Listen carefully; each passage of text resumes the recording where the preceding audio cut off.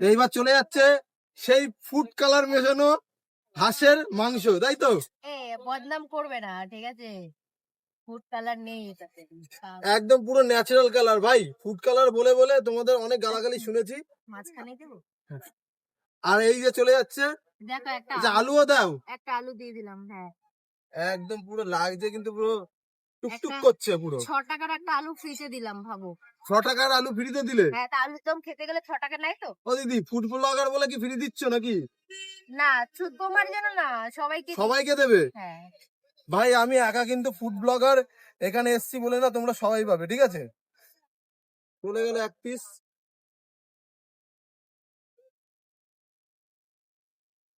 Leg খাবে? 2 piece. দিদি দাম কত রেখেছো? 300 টাকা, 200 টাকা, 300 টাকা, 200 টাকা, 2 পিস 100 টাকা। 2 পিস 100। আর এই রুটিটা কত? 10 টাকা। 10 টাকা।